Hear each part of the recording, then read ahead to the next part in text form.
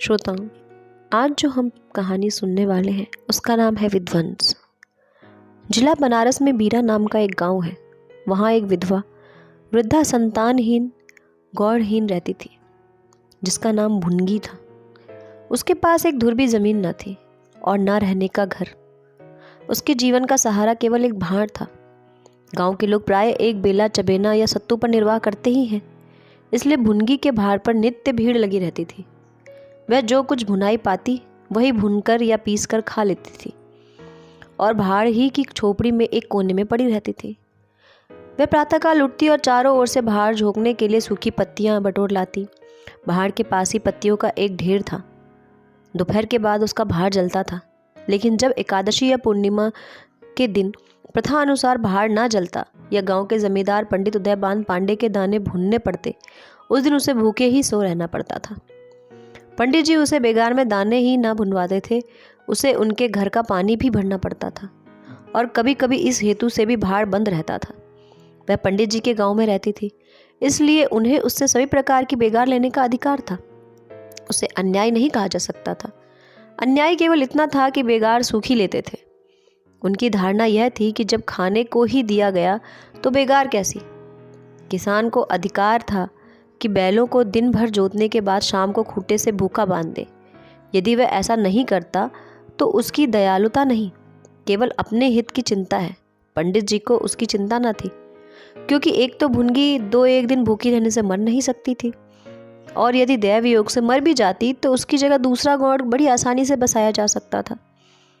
पंडित जी का यही क्या कम कृपा थी कि वह भुनगी को अपने गांव में बसाए हुए थे।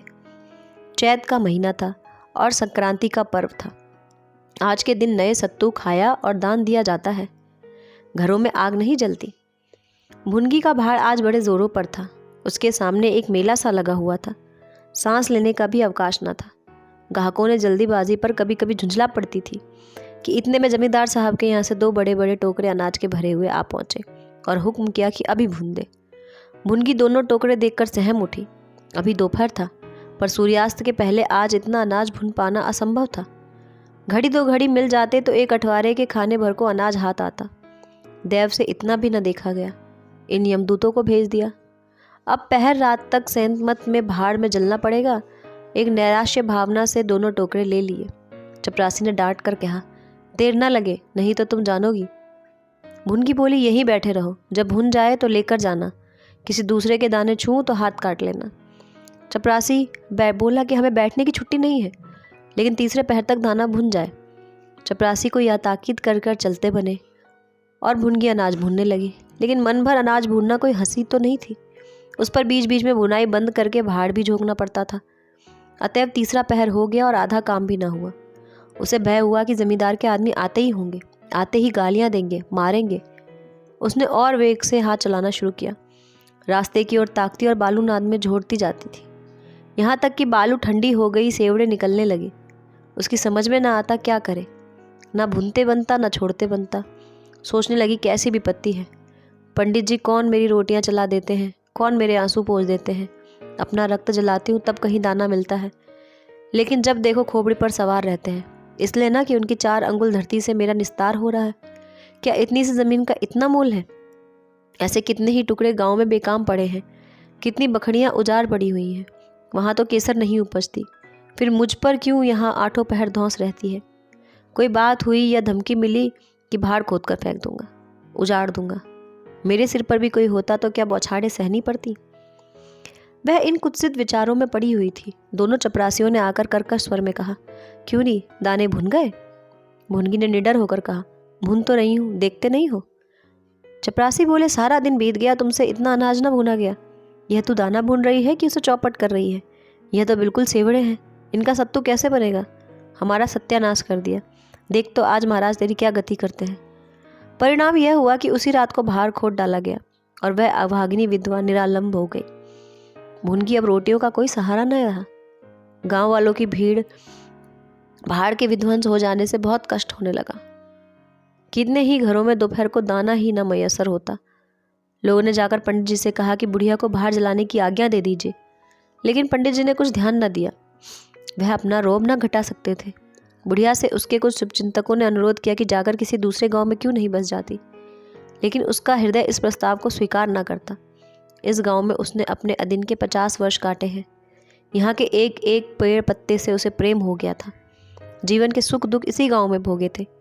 अब अंतिम समय वह कैसे इसे त्याग दे, यह कल्पना ही उसे संकट में जान पड़ती थी। दूसरे गांव के सुख से यहाँ का दुख भी प्यारा था। इस प्रकार 1 महीना गुजर गया। प्रातःकाल था। पंडित उदय भान अपने 2-3 चपरासियों को लिए लगान वसूल करने जा रहे थे। कारिंदर पर उन्हें विश्वास था, ऐसी कोई बात नहीं थी। नजराने में, डाढ़ बांध में, रसूम में वह किसी अन्य व्यक्ति को शरीक न करते थे। बुढ़िया के भार की ओर ताका तो बदन में आग सी लग गई। उसका पुनर्धार हो रहा था। बुढ़िया बड़े वेग से उस पर मिट्टी के लोदे लग रही थी। कदाचित उसने रात में रहते ही कुछ काम में हाथ लगा दिया था और सूर्योदय से पहले ही उसे समाप्त कर देना चाहती थी। उसे लेश मात्र भी शंका न थी कि जमींदार के विरुद्ध कोई काम कर रही हूँ। क्रोध इतना चिरजीवी हो सकता है, इसका समाधान भी उसके मन में न था। एक प्रतिभाशाली पुरुष किसी दीन अबला से इतना कीना रख सकता है कि उसे उसका ध्यान भी न था। वह स्वभावतः मानव चरित्र को इससे कहीं ऊंचा समझती थी। लेकिन हाँ, हतभागिनी, तूने धूप में ही बाल सफ़ेद किए। सहसा उदय भान ने गरज कर कहा, किसके हुक्म से? भुनगी हक्का बक्का देखती रह गई। सामने जमींदार महोदय खड़े हैं। उदय भान ने फिर पूछा, किसके हुक्म से बना रही हो? भुनगी डरते बोली, सब लोग कहने लगे बना लो तो बना रही हूँ। उदय भान बोले, मैं अभी इसे फिर खुदवा डालूंगा। यह कहकर उसने भार में एक ठोकर मारी। गीली मिट्टी सब कुछ लिए दिए बैठ गई। दूसरी ठोकर नाद पर चलाई तो बुढ़िया सामने आ गई और ठोकर उसकी कमर पर पड़ी। अब उसे क्रोध आया। कमर सहलाते हुए बोली, महाराज, तुमने आदमी का डर नहीं है तो भगवान का डर तो होना चाहिए। मुझे उस तरह उजाड़ कर तुम क्या पाओगे? क्या इस 4 अंगुल धरती से सोना निकल आएगा? मैं तुम्हारे ही भले की कहती हूँ, दीन की हाय मत लो, मेरी रोआ दुखी मत करो। उदयवान बोले, अब तो यहाँ भाड़ नहीं बनाएगी। भुनगी बोली, भाड़ ना बनाऊंगी तो खाऊंगी क्या? उदयवान ने कहा कि तेरे पेट का हमने ठेका नहीं लिया। भुनगी बोली, टहल तो तुम्हारा ही करती हूँ, खाने कहाँ जाऊं? उदयवान बोली, गांव में रहोगी तो टहल करनी पड़ेगी। भुनगी बोली, टहल तो तभी करूंगी ना जब भाड़ बनाऊंगी, गांव में रहने के नाते टहल नहीं कर सकती। उदयवान बोला, तो छोड़ कर निकल जा। क्यों छोड़ कर निकल जाऊं? 12 साल खेत जोतने से आसामी कष्टकार हो जाता है, तो मैं इस झोपड़े में बूढ़ी हो गई। मेरे सास ससुर और उनके माँ बाप दादे इसी झोपड़े में रहे। अब इसे यमराज को छोड़कर और मुझसे नहीं ले सकता। अच्छा, तो अब कानून भी बिगाड़ने लगी। हाथ पैर पड़ती तो चाहे मैं रहने भी देता, लेकिन अब तुझे निकाल कर ही दम लूंगा मैं।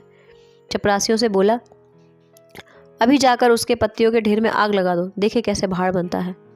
एक क्षण में हाहाकार मच गया। ज्वाला शिखर आकाश से बातें करने लगी। उसकी लपटें उसकी उन्मत्त की भांति इधर उधर दौड़ने लगी। सारे गांव में लोग उस अग्नि पर्वत के चारों ओर जमा हो गए। भुनगी अपने भाड़ के पास उदासीन भाव में खड़ी या लंका दहन देखती रही। अकस्मात वह वेग से आकर उसी अग्निकुंड में कूद पड़ी। लोग चारों तरफ से दौड़े, लेकिन किसी की हिम्मत ना पड़ी कि आग के मुंह में जाए। क्षण मात्र में उसका सूखा हुआ शरीर अग्नि में समाविष्ट हो गया। उसी दम पवन भी वेग से चलने लगा। ऊर्ध्वगामी लपटें पूर्व दिशा की ओर दौड़ने लगी। भार के समीप ही किसानों की कई झोपड़ियां थी। वह सब उन्मत्त ज्वालाओं का ग्रास बन गई। इस भांति प्रोत्साहित होकर लपटें और आगे बढ़ी। पंडित उदयवान की वखार भी सामने ही थी, उस पर झपटी। अब गांव में हलचल पड़ी। आग बुझाने की तैयारियां होने लगी, लेकिन पानी के छींटों ने ना तो आग पर तेल का काम किया। ज्वालाएं और भड़की और पंडित जी के विशाल भवन को दबोच बैठी। देखते ही देखते वह भवन उस नौका की भांति जो उन्मत्त तरंगों के बीच में झकोरे खा रही हो, अग्नि सागर में विलीन हो गया। और वह क्रंदन ध्वनि जो उसके भस्मावेश में प्रस्फुट होने लगी थी, भुनगी के शोक में विलाप से भी अधिक करुणाकारी थी।